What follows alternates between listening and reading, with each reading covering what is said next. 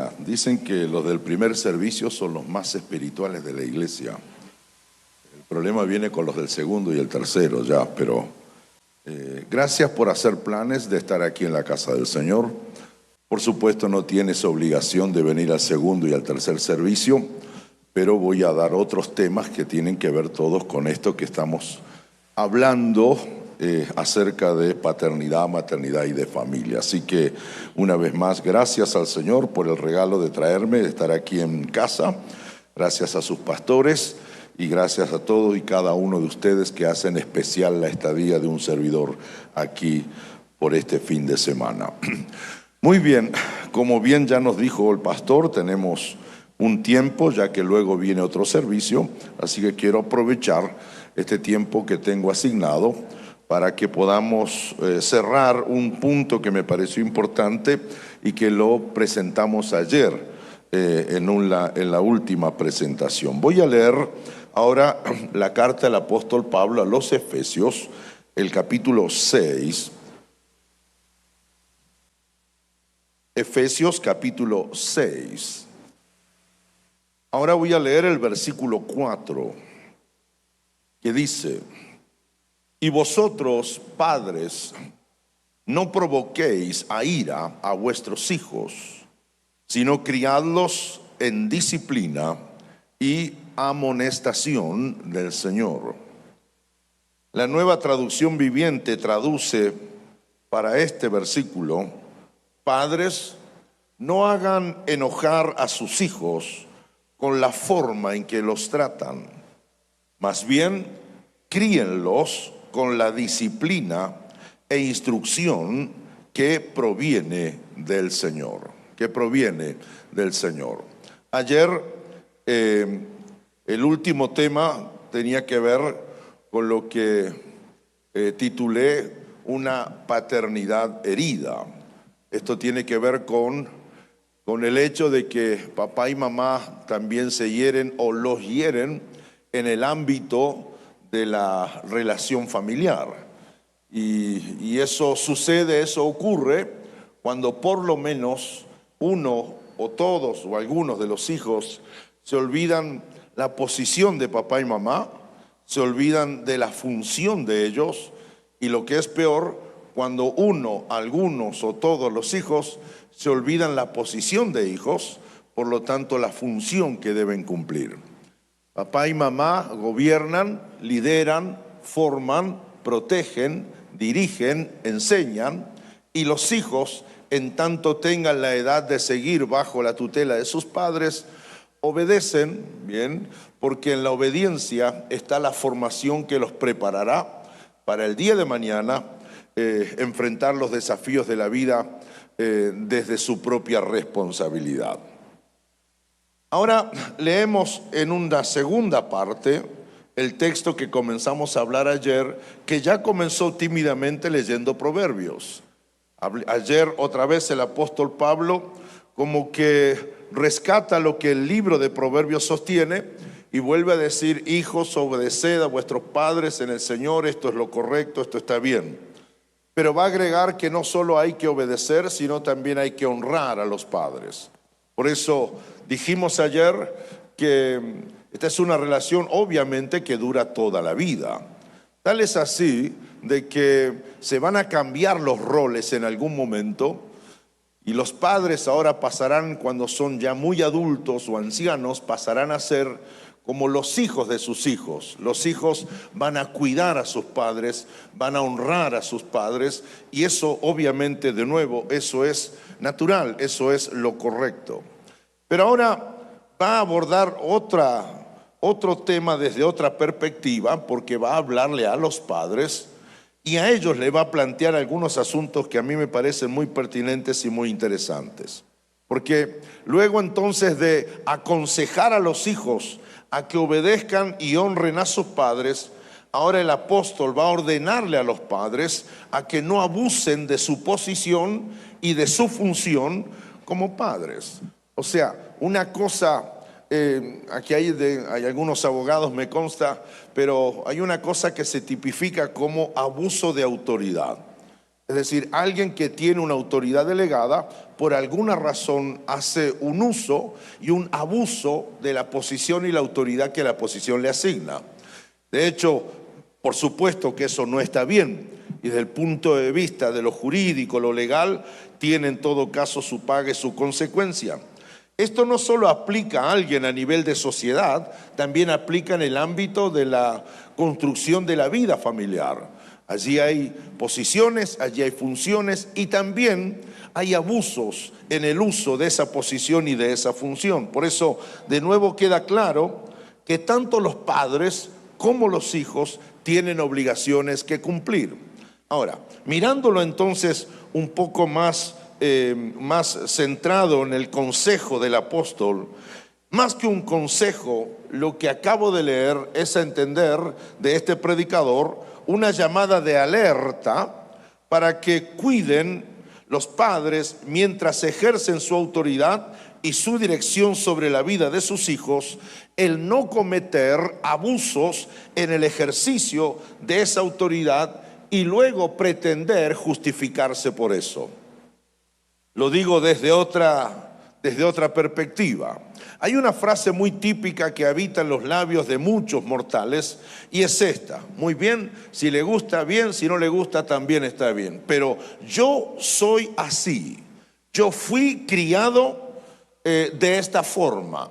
Y decir yo soy así, yo fui criado de esta forma, pretende ser una especie de justificación que busca excusar de que uno sea tan severo con un hijo. O sea, yo soy duro con él porque fueron duros conmigo. O sea, yo ejerzo esta forma, mi autoridad sobre él, porque mi abuelo lo hizo con mi papá lo hizo conmigo. Me miran así como extrañados, como que eso no ha ocurrido por estos lugares del planeta. Pero lo cierto es que muchas veces pretendemos justificar los actos crueles, duros, injustos, dolorosos, hirientes, porque yo fui criado de esa forma. A ver, salgamos del ámbito estricto de la relación papá y mamá. Esto ocurre en los matrimonios. Abro pequeño paréntesis de seminario matrimonial de 1 minuto, ¿bien? Pero es muy típico escuchar que, por ejemplo, ella le dice, amor, no me hables así. ¿Bien? Y él contesta, bueno, a mí me criaron así. Si le gusta bien, si no, también está bien. Y lo que pretende ser una excusa termina cayéndose por su propio peso. Porque el que lo hayan criado a uno de esa forma no significa que uno tiene que repetir el modelo en tanto y en cuanto crea que el modelo no le hace bien a alguien. Tengo un principio en nuestra relación matrimonial con mi esposa y lo enseñamos donde nos permitan hacerlo, que dice así: haga con su esposa lo que a ella le gusta y le hace bien. No le haga a su esposa lo que a ella no le gusta y no le hace bien. Algo tan simple que no hay que entender filosofía ni hablar francés para eso. O sea, yo quiero que mi esposa sea feliz, haré todo lo que a ella le haga feliz. Y lo que le quita felicidad, pues entonces dejaré de hacerlo. Si trasladamos eso a nuestra relación con nuestros hijos, exactamente lo mismo, salvando la diferencia de los actores en el proceso. Yo haré con mis hijos lo que a mis hijos le hace bien. Y si a mis hijos algo yo no estoy haciendo bien porque les hace mal, pues dejaré de hacerlo. Así que lo más rápido es excusarse de que yo soy duro, mi temperamento es así, este es el padre que le tocó. Esa la escuché también por algún lugar, el padre que le tocó.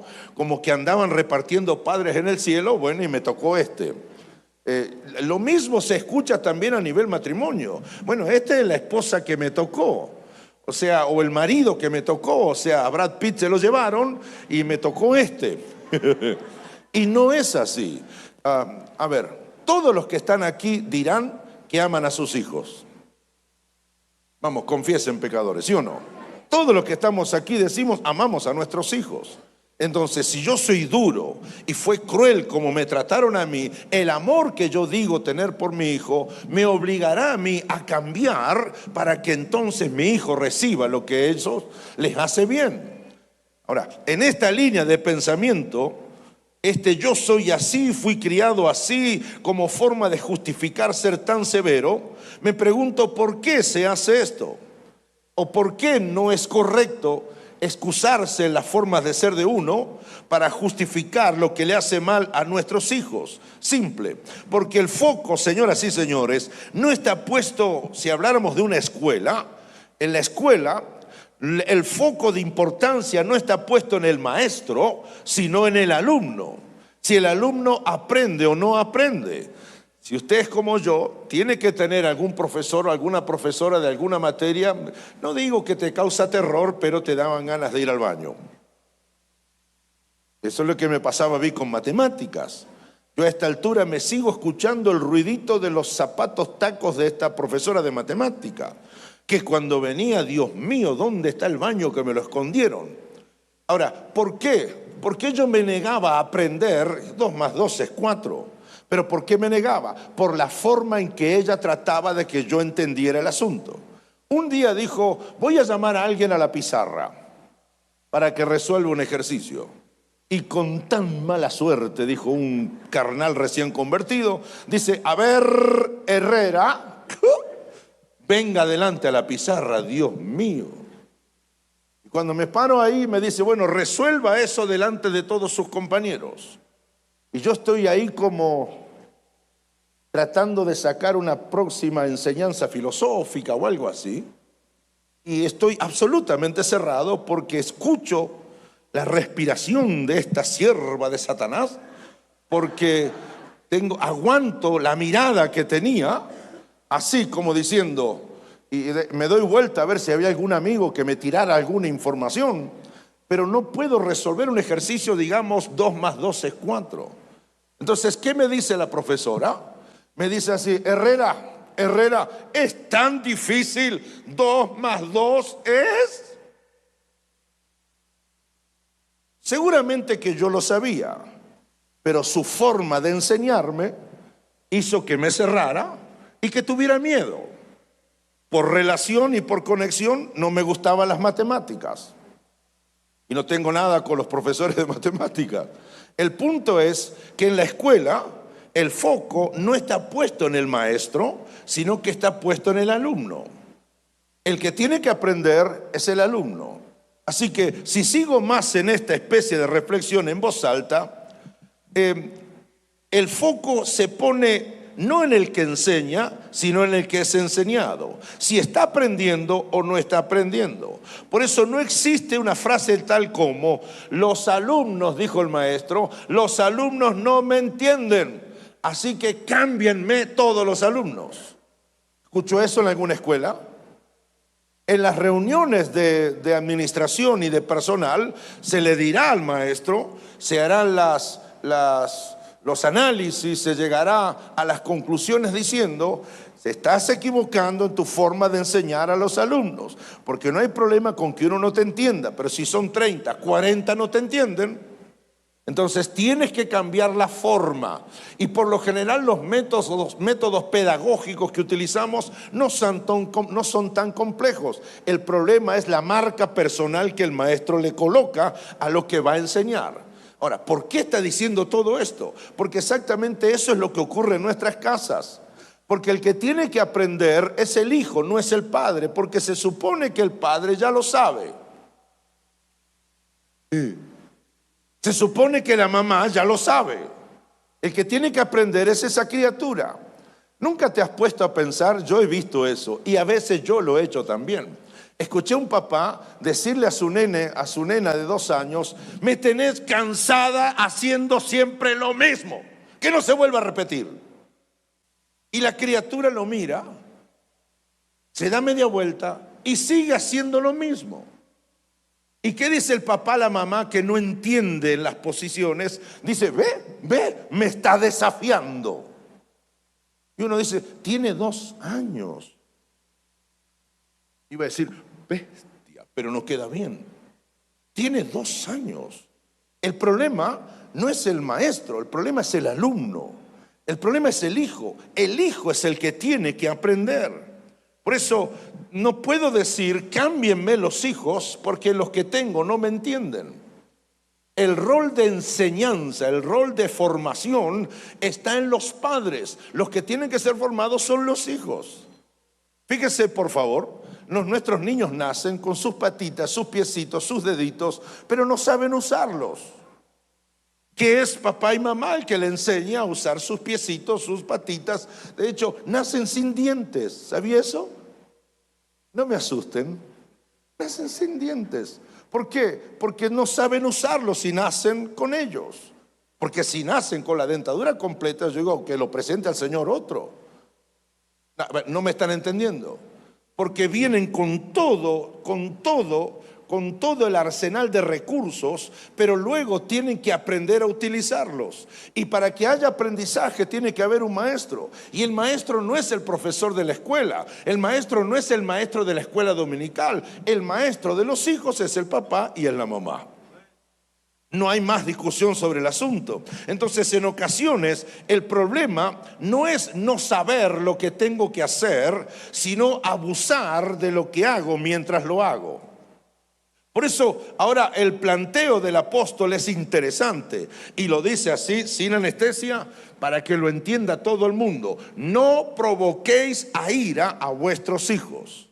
No provoquéis. La palabra provocación la busco en su original y significa provocar. Es algo así como, ¿se acuerdan de la historia de Goliat?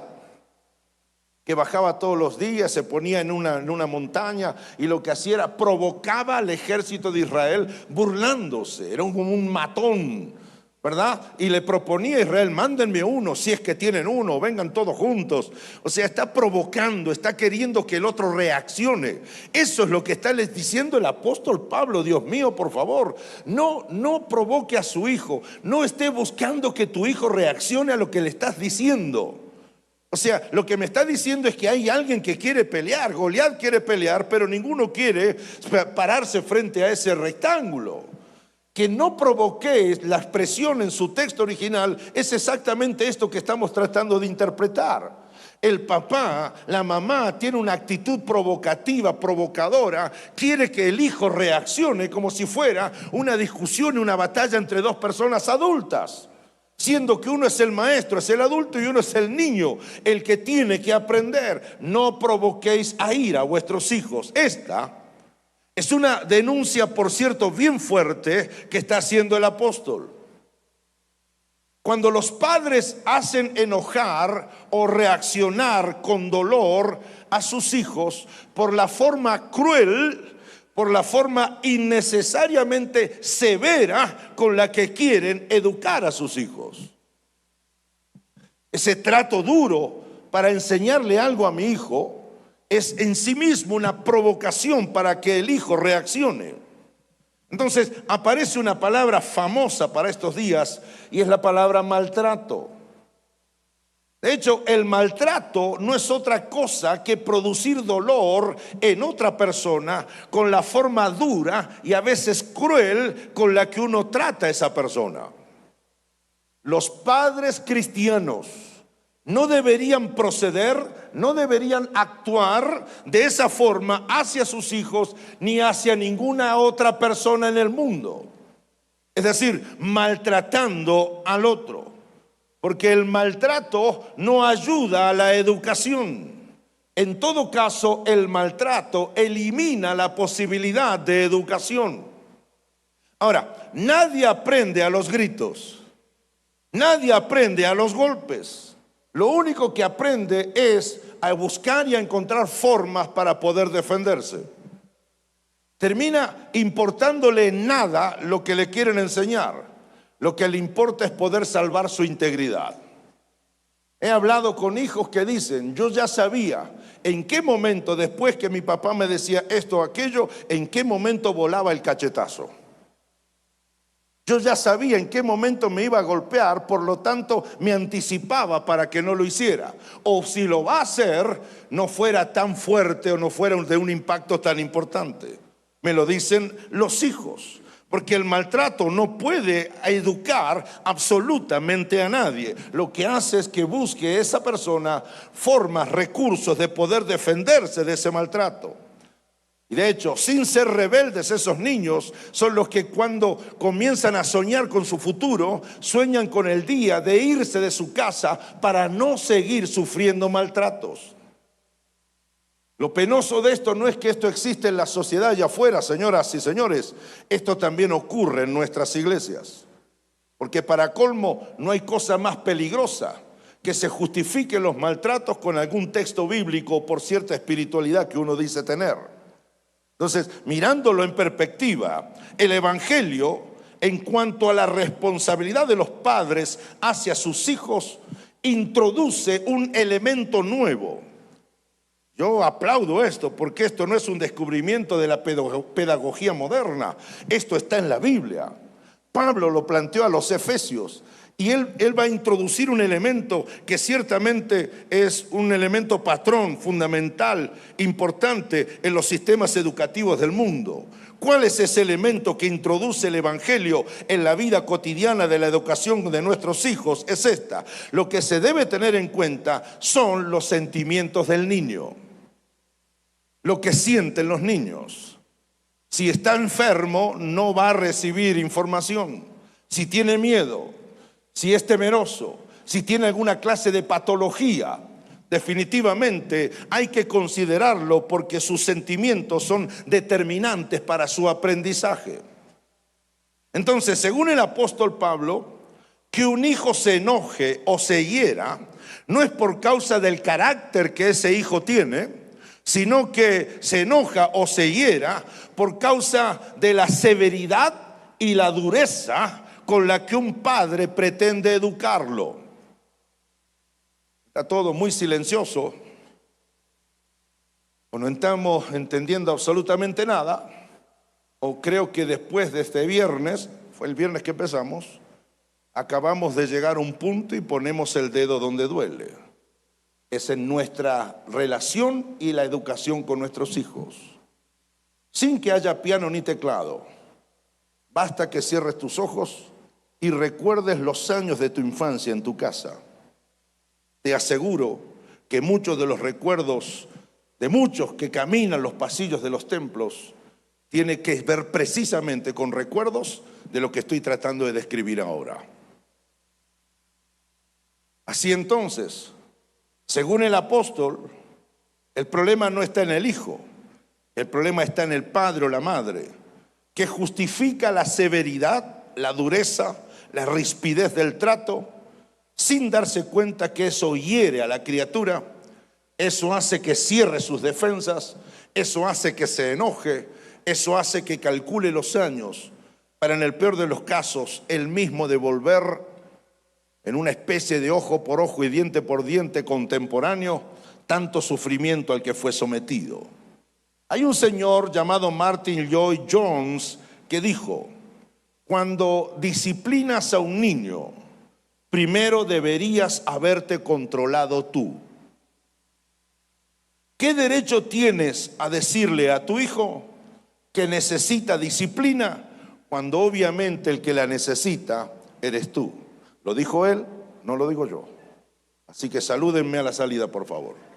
No tienes ningún derecho, absolutamente ninguno, dice Lloyd Jones, de decirle al hijo que necesita disciplina cuando uno no la tiene. ¿Cuál es el drama que tienen los maestros en los colegios? Cuando uno de sus alumnos llega con una marca entre violeta, roja, que denuncia inequívocamente el paso de una mano por su rostro. ¿Cuáles son las excusas de muchos papás y mamás cuando el niño es descubierto? De hecho, inmediatamente se activan las alarmas, se convoca a los padres, se convoca a terapeutas y hasta alguna clase de oficial de justicia, porque se presume de 1 a 10, 9, sin temor a equivocarse, que ese niño ha sido maltratado en casa. Y las excusas y las respuestas son las más variadas. Bueno, es que me tiene cansado. Bueno, es que se lo merecía. Bueno, es que usted no sabe lo que es vivir con él. Le digo, pero tiene 5 años. Es posible que vivir con tu niño de 5 años sea vivir con mis hijos cuando tenía 5 años. hacen las cosas que hacen todos los niños en todo el mundo.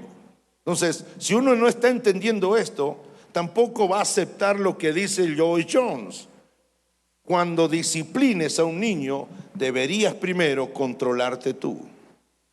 De hecho, no es una imagen de novelas y de películas.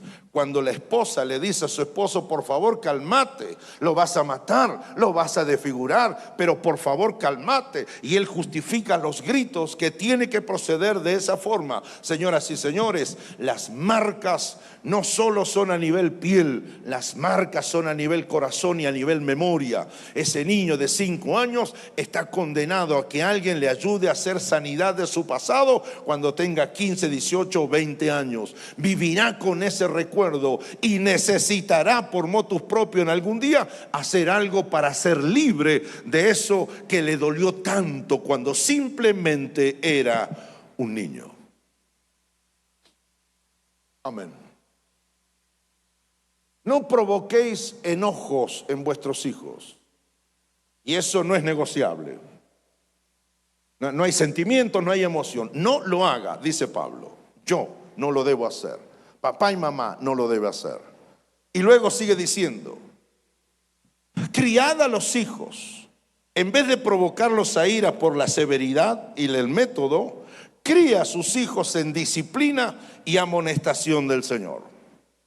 De hecho, aquí hay 3 palabras que no solo orientan la forma de educar a un hijo, sino que con ellas lo que se evita es el maltrato, la severidad y aún la crítica que atormenta al hijo en vez de educar al hijo. Con estas 3 palabras el apóstol Pablo pretende, y digo qué bueno que lo hace, reemplazar esa metodología basada en la severidad para educar a una criatura. En vez de gritarle, en vez de amenazarlo, en vez de golpearlo porque no entiende, a cambio de eso, críalo en disciplina, críalo en amonestación del Señor. La palabra fundamental que hemos de entender en esta mañana es cría, criarlo.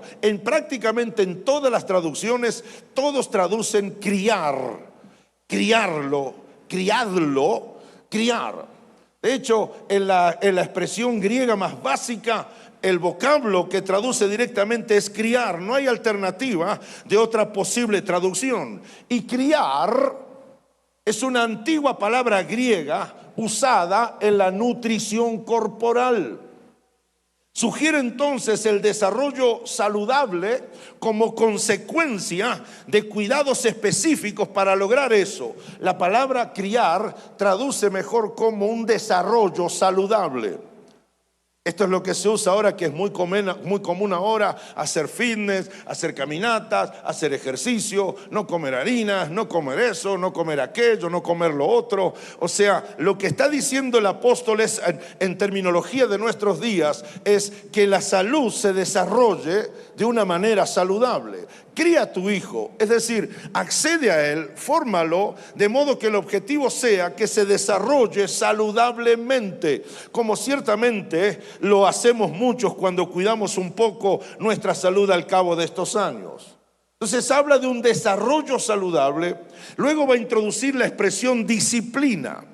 Disciplina, palabra que no gusta en muchos lugares. Disciplina.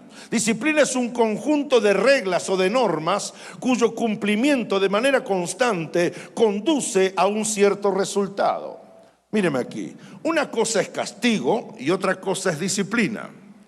Castigo es la consecuencia de una falta cometida, o sea, él tiene que pagar la falla que cometió. Pero disciplina es una elaboración para que produzca o cometa menos faltas en el día de mañana.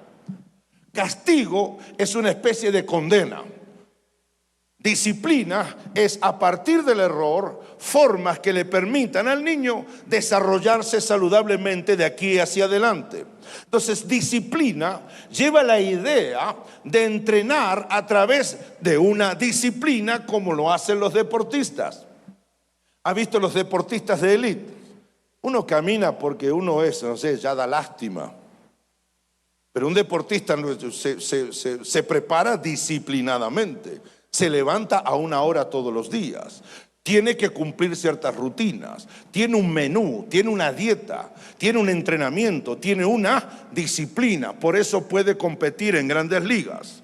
Exactamente esa idea está planteando el apóstol. Así que no maltrates, no grites, no seas áspero, no seas severo, no seas golpeador de tus hijos porque no entienden. Conviértete en un desarrollador de su salud que sea sustentable y saludable.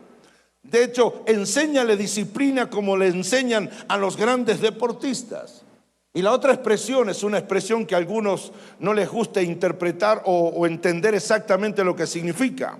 Amonestación, porque amonestación en términos literales significa reprimenda severa por un acto o una falta cometida. Pero el punto es que Reina Valera traduce amonestación, pero el texto bíblico en su original no es amonestación la expresión. Por eso, amonestación aquí no es una advertencia severa, sino mejor refiere al acto de enseñar. Es decir, ¿qué es enseñar? Enseñar es comunicación de conocimientos, de ideas, experiencias, habilidades o hábitos a una persona que no los tiene. Yo le voy a enseñar cómo se come a alguien que no tiene el hábito de comer. Porque ahora comienza, y de hecho, de una cucharada, un poquito va a la boca, el resto a los ojos, al pelo, va al piso. Así son nuestros niños, ¿verdad? Que se sientan y todo el piso come. Toda la mesa comparte los alimentos. ¿Qué es lo que hace el padre? A ver, abrí la boca. Todo esto va adentro. ¡Pum! Ya, cerrá, mastique, trague. No. Eso no es así. Enseñar es decirle a alguien cómo se hace porque él no tiene ese hábito. Enseñanza no es amonestación. De hecho, hay otra traducción o otra definición para enseñanza que tiene que precisamente ver con esto. Hacer ver de forma práctica, mediante una explicación, mediante una indicación, cómo funciona, cómo se hace o cómo sucede una cosa. Exactamente lo que todos los papás hacemos con nuestros hijos. Y hago silencio porque no siempre hacemos esto.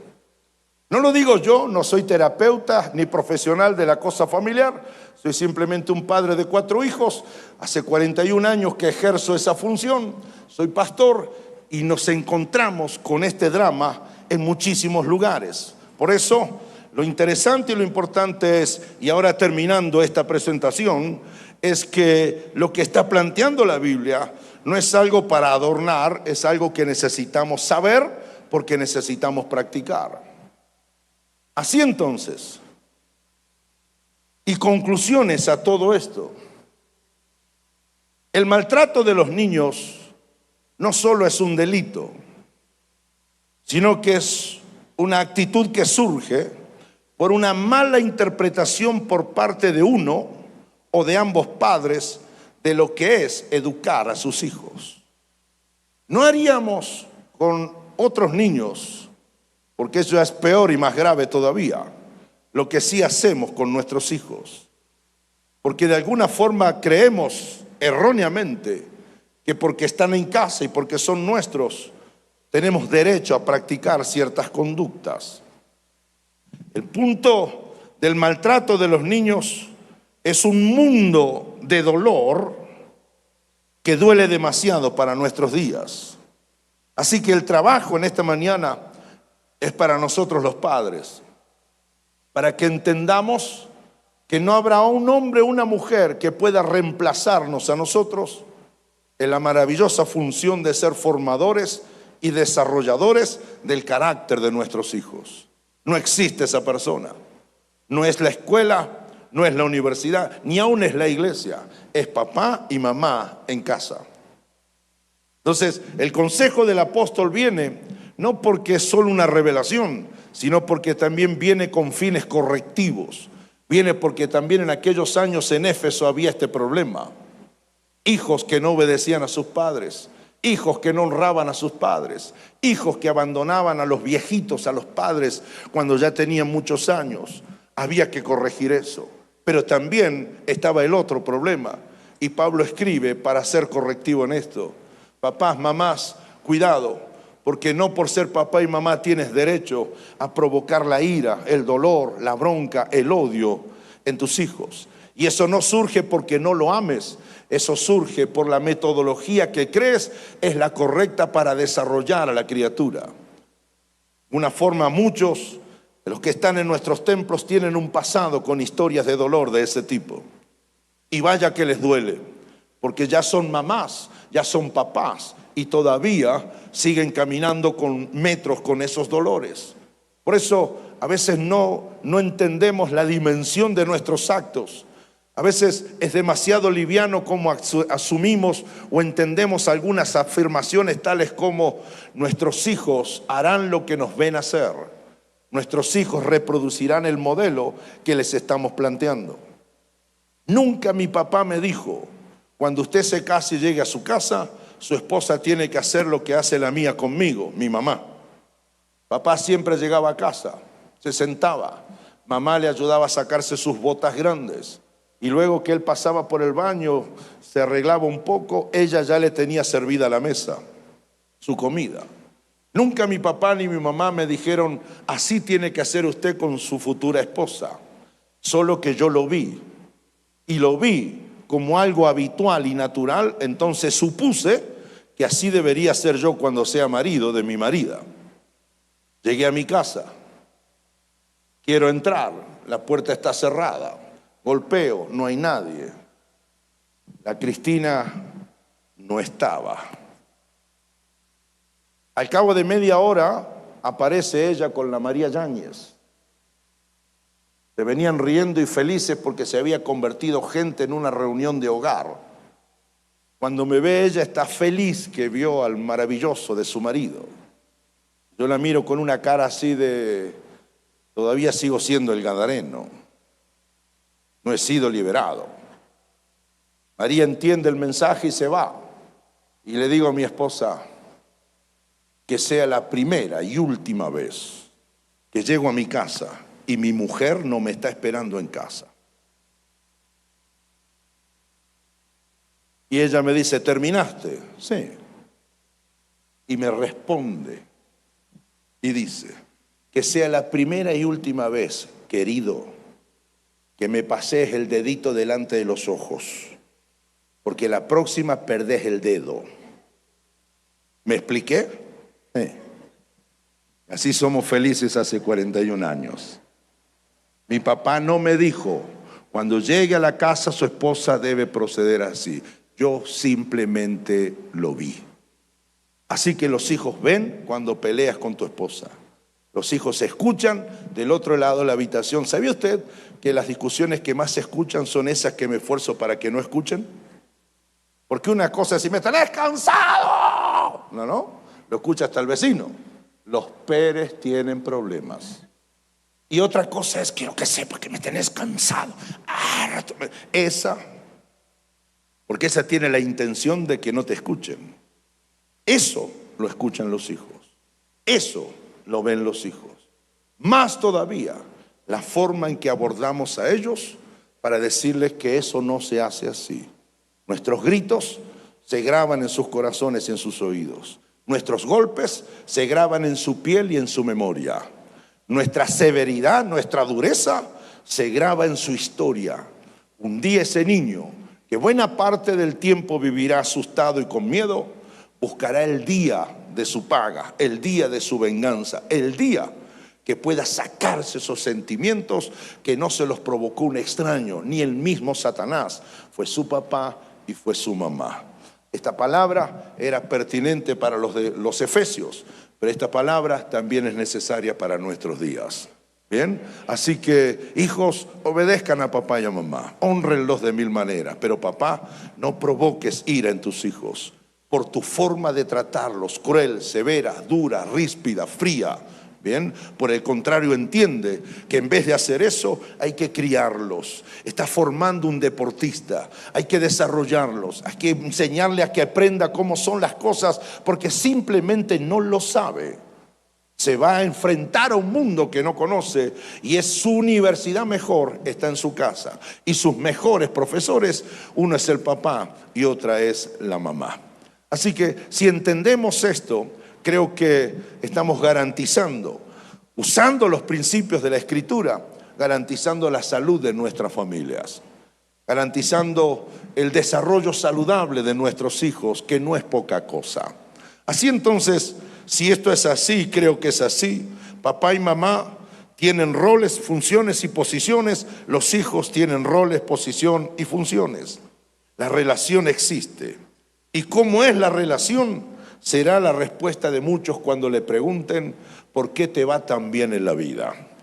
Si hemos entendido el mensaje de estas últimas presentaciones, no estamos diciendo nada extraño.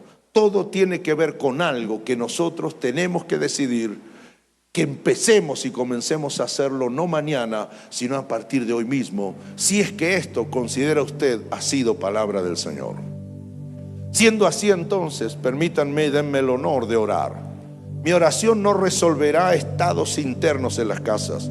Mi oración no resolverá dureza de carácter. Mi oración no resolverá temperamentos, ni mucho menos sanará historias secretas, silenciosas, personales, privadas, que viajan en el alma de algunos de los que están aquí en este día. Pero no estamos pensando en castigo, porque castigo es la reprimenda, es lo que se merece por la falla cometida. Estamos pensando en un desafío mayor: enseñarle a nuestros hijos para que ya no vuelva a cometer lo que hizo, para que ya supere situaciones como estas, para que ya enfrente la vida como un atleta que fue debidamente entrenado en su casa. Se puede ser firme sin gritar, se puede mantener una posición sin dañar, se puede enseñar sin maltrato, se puede modelar la vida de una forma como la Escritura lo está planteando. Y créame que si la Biblia lo dice, hay garantías de que todo camine mejor, de que todo marche mejor. Te doy gracias, Padre, en esta mañana, Señor, porque tu propuesta es maravillosamente efectiva. Señor, me pusiste a mí como papá, a mi esposa como mamá frente a nuestros hijos, porque tú creías y sigues creyendo que si los hijos necesitan ser desarrollados, para eso está papá y mamá. Ayúdame y aún enséñame, aún mucho más, para entender mi rol vital, irreemplazable como papá. Ayúdame a entender que la disciplina no es venganza. Ayúdame a entender que la enseñanza no son golpes. Ayúdame a entender que el amor no es abandono ni desprecio. Ayúdame a entender y a poner en práctica que mi forma de vivir inspirará la vida de mis hijos. Señor, me iré ahora a casa, pero me voy con esta carga maravillosa. Soy el único desarrollador de la salud de mis hijos y haré entonces lo que tengo para hacer. Señor, dota de paciencia, porque a veces se nos acaba como papá y como mamá. Señor, dótanos, de hecho ya lo tenemos, el espíritu que está dentro nuestro es un espíritu de poder, de amor, de dominio propio. Ayúdanos a retener y no decir, a retener y no hacer lo que no hará bien. Ayúdanos a hacer a nuestros hijos lo que les hace bien y lo que ellos están pidiendo a los gritos les sea concedido. Oro, Dios mío, por hogares con familias felices, pero ahora me doy cuenta que la felicidad no es solo gritar que lo somos, sino que es la consecuencia, el estado consecuente de decisiones determinantes, maduras, responsables, determinantes por el resto de nuestra vida, de proceder como tenemos que proceder. Señor, amamos a nuestros hijos y porque los amamos, de ahora en más ellos tendrán el padre y la madre que necesitan y se merecen, que la suya dará a crecer, los disciplinará, los entrenará y los preparará integralmente para que enfrenten la batalla de su propia vida. Y allí, Señor, sabemos, se aplicará lo que la Biblia misma dice: enseña al niño en su camino, instrúyelo en él, porque aun cuando fuere viejo no se apartará de él. Yo lo creo. Si usted lo cree, dice amén. Le da un fuerte aplauso a nuestro Señor y Salvador por esta bendición.